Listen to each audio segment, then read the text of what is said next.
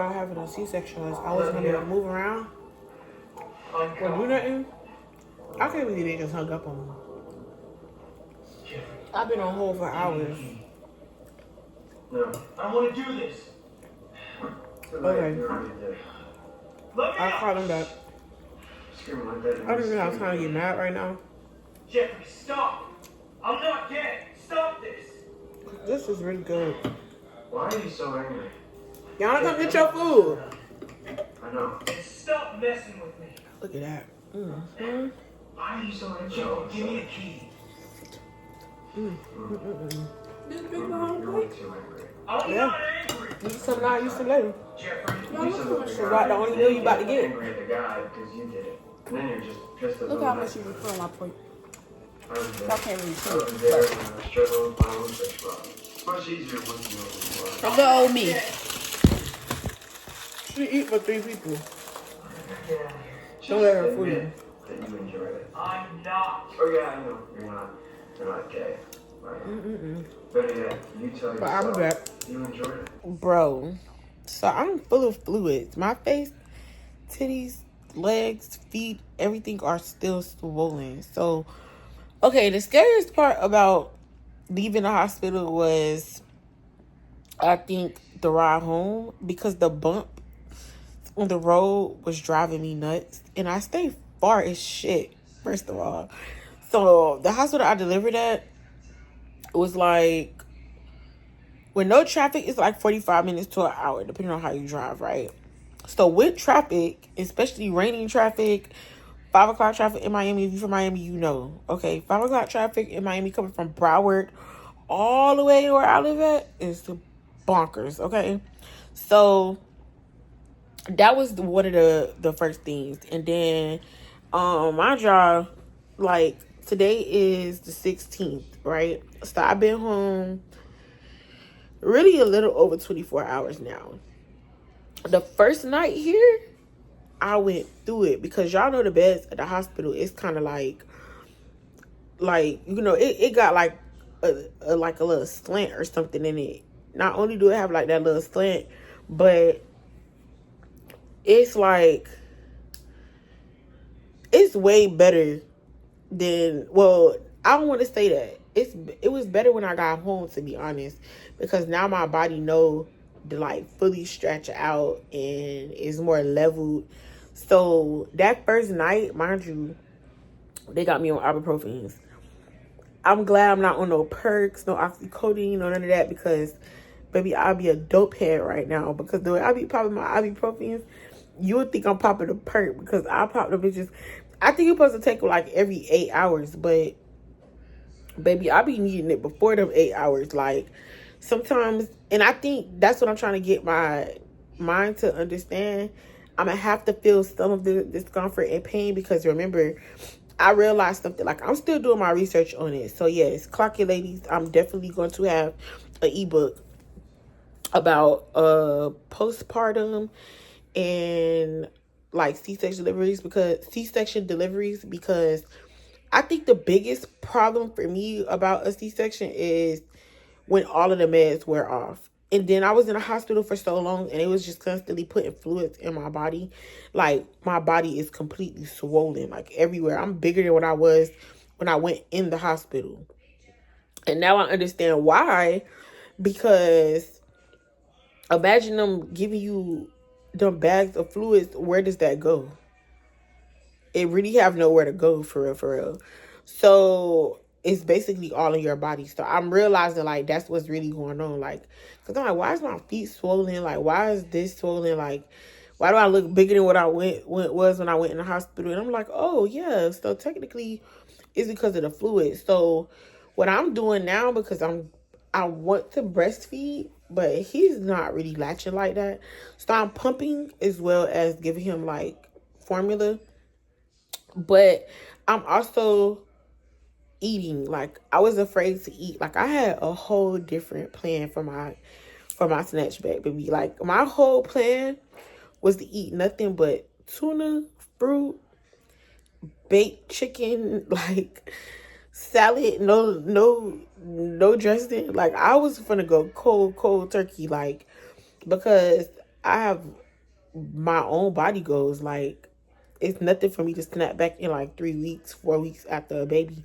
I've learned from my previous times, but that's why I say this situation is so different, because I'm not able to really put on my faja like that. I'm not really able to, put my bands on like I want to, which I think I can, but I'm more afraid of like tearing the stitches. I'm afraid of, like, I'm not gonna lie, it feels crazy. Like, laying straight that one night, bruh, I was going through it till I learned to breathe and remember, like, this is still my body. I can't allow the pain to overpower not only my thinking but my movement, because that's what I'm learning too. Like, the pain could be so painful because you don't want to feel it, so you're like, you don't want to breathe, you don't really want to move, so you sit in the same spot. All that's not healthy. Clearly, like, it's not healthy. I learned yesterday, getting up, actually moving around, cleaning up, still doing stuff that they tell you not to do, is better than just sitting there letting it get all stiff. Because when you let it get stiff, it hurts the worst. So you actually let it stretch out and you moving it around, yeah, it's going to feel uncomfortable. You're going to feel a little tug. You might even feel like pain, but I feel like mine over matter. So I realized this is a muscle and skin. Where they cut through clearly is muscle, tissue, and skin. So I have to remember, I want the muscle to get back strong, it need to have movement. I want the skin to get back tight, it need to have movement. Like, that's my biggest thing. So I'm not going to be afraid to eat, but I am going to monitor what I eat, because by me breastfeeding too, that makes me very, very, like, hungry for some reason. Like, I just woke up yesterday, like, I'm so hungry, and I was literally that hungry. But also, I didn't eat for like 3 days in the hospital. So that's another thing that was crazy to me. Like, how the freak did I put on weight in the hospital? But I realized, like, majority of it is fluid. That's probably why they make you check in 2 weeks after a C-section. Because, excuse me, first of all, they want to check the scarring. And then they probably want to check to see if the fluids is draining. Because if the fluids are not draining and you're still, like, bloated, I believe that's a major problem, like, after 2 weeks. So that's why I'm going to give myself a good, like, because, like, I can't do what I really want to do. So I'm going to give myself a good 2-3 weeks to really see how it feels. Because the pain that I feel now, it's uncomfortable, but I could get through it. That first night, I thought I wasn't going to make it. I thought I was going to, like, I don't see how y'all go get cut on for fun, like, and go actually do, like, tummy tucks. Like, this made me scared to get a tummy tuck.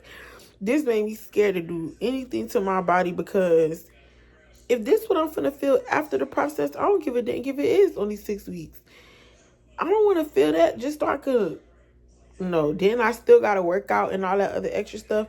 I don't think I can handle that. Like, I don't even think I can handle having another C-section, because, like, mentally, I think the scariest part about the C-section was getting cut. And then, you know how you see them girls, their stomach be all flabby. And, like, let's be real. Like, it be flabby. Like, it be sunk down. It be having that little line right there with the flip. Like, you just be like, I don't want that for myself. That's why I was so scared to get cut. But the way they sew me back together is really not bad. Once I really, really, like, am able to wear my faja or whatever, which I'm trying to figure out, how do they put it over? That's what I'm trying to study today. How do they put the faja over their cuts? Because remember, when those girls get up from their not C-sections, but their surgeries, they are in fajas. And it be bloody, but they are in them. So I'm about to figure out that today, because I don't want my skin to be saggy, and I damn sure don't want my skin to have that little, no. I never had that, and I don't want that now.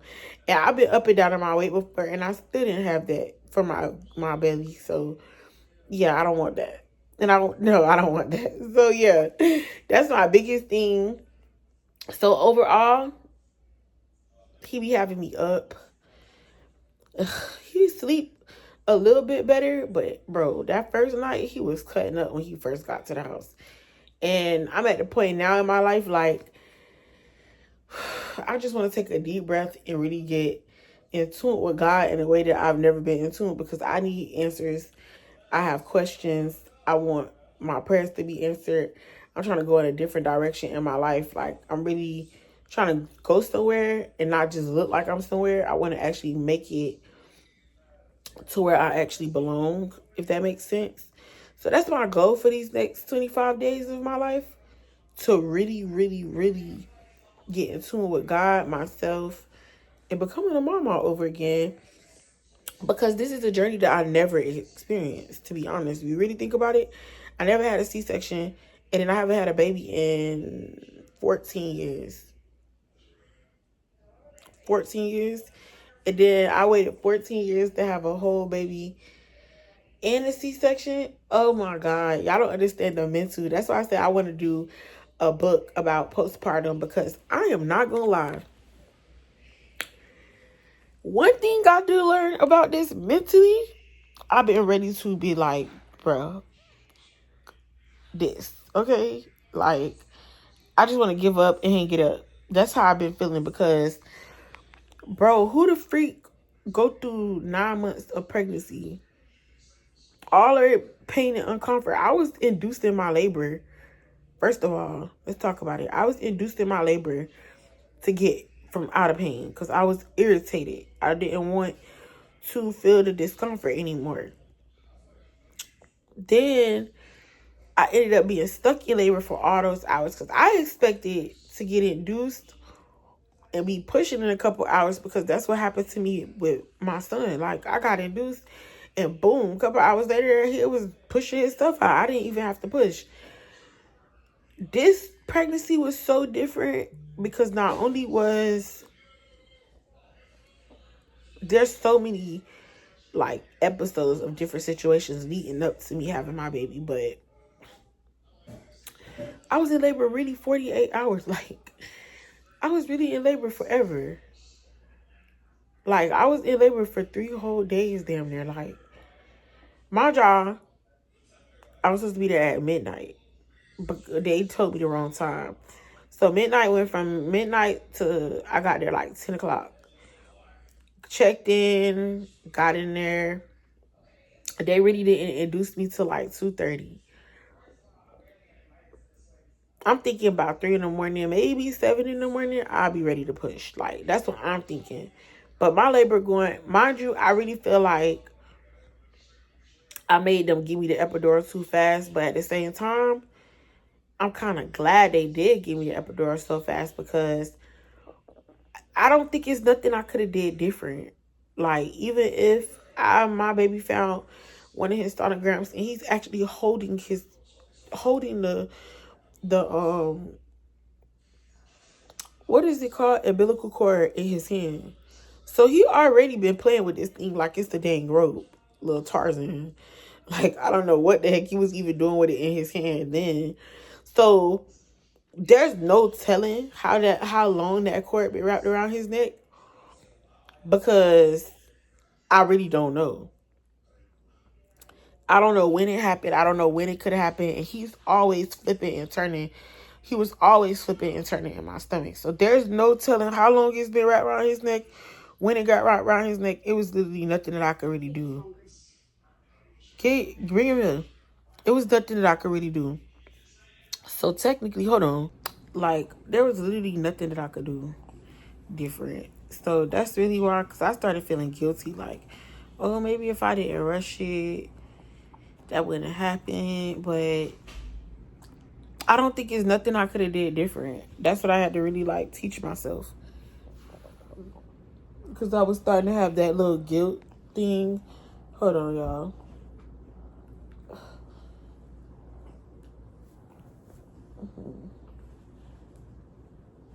Cause you like to freaking let this go. Okay. Yeah, but it was nothing I could have did different. And then I started feeling guilty. Even at the hospital, I was staying there, I was crying like, oh, I feel like I should have never rushed it. I feel like this, I should have did this. It was nothing I could have did. Like, I really feel like I could, and the crazy thing about it is they been wanted to cut me a long time ago. But I kept begging the doctor not to because I was just so sure that you need to slow down. Jeez.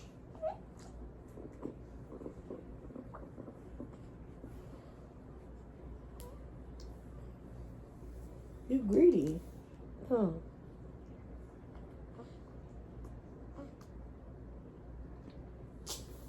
You serious right now?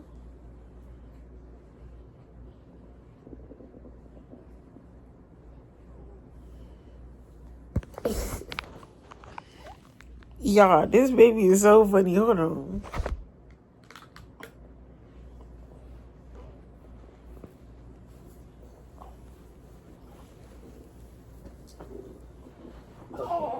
Okay.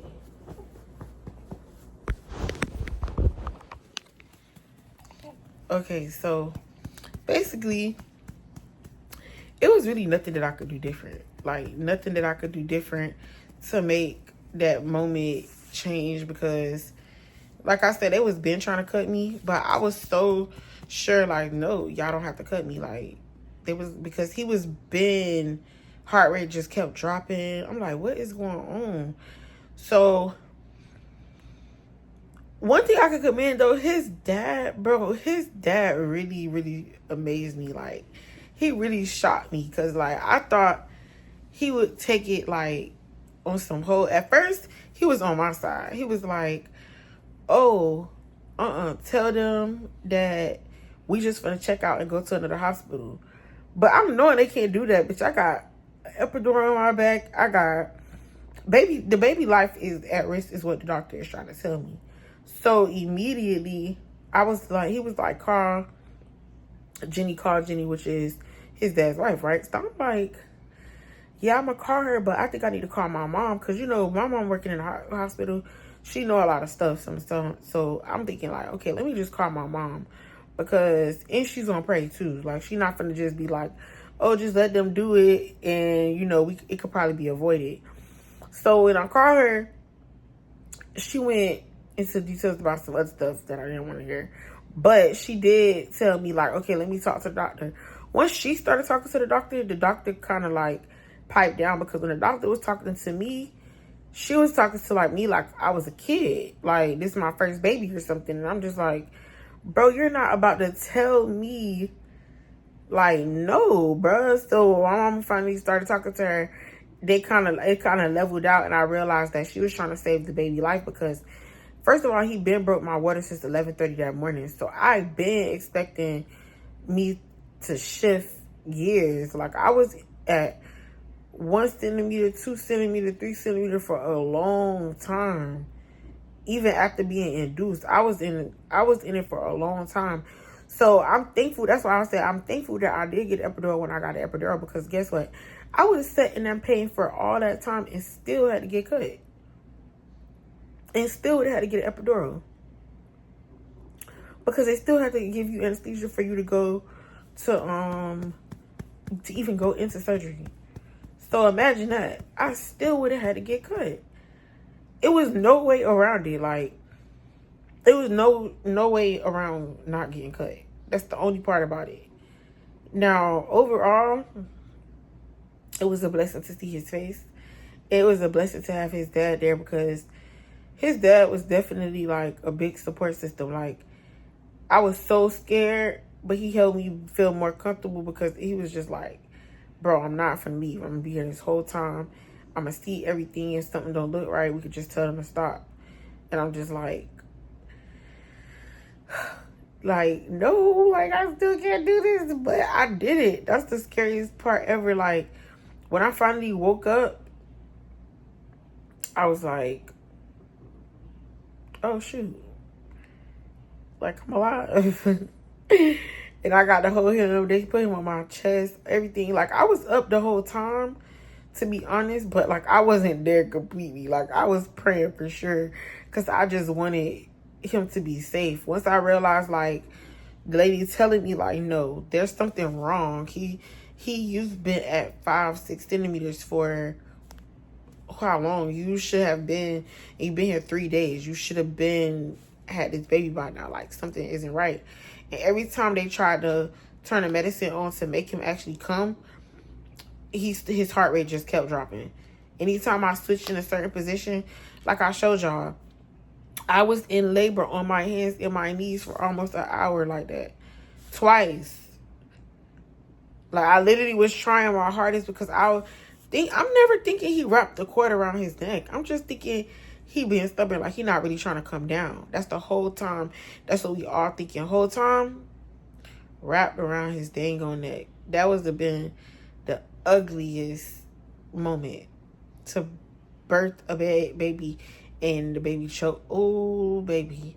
So that's why I'm so thankful, because, and that's kind of why I haven't really posted him yet. That's kind of why I've been to myself a lot too, because emotionally, all I could just think about is the song I kept playing the whole time, like, dependable God. Like, you're a dependable God. Like, I'm over here thinking it's one thing the whole time the devil trying to snatch my baby life. Like, that's how I know he gonna be a strong little guy. Like, he's sitting there for 7 hours, water broke, and was still fighting. A strong little baby. And when I heard his first cry, it just did something to me, because I remember wanting an abortion. I remember every step I went through in this pregnancy. And the only thing I want to do is give my baby the life he deserves. And I know he deserves. And he's going to get it. I love him so much because he taught me so much. I just feel like he even teaches his dad a lot. Like, even us just experiencing that moment, how happy he was to just see him come out, and he was safe. And hearing the doctor say, "Told you, mommy, cord wrapped around his neck," and he wasn't even coming out correctly. That's another thing. That's a scary part about it too.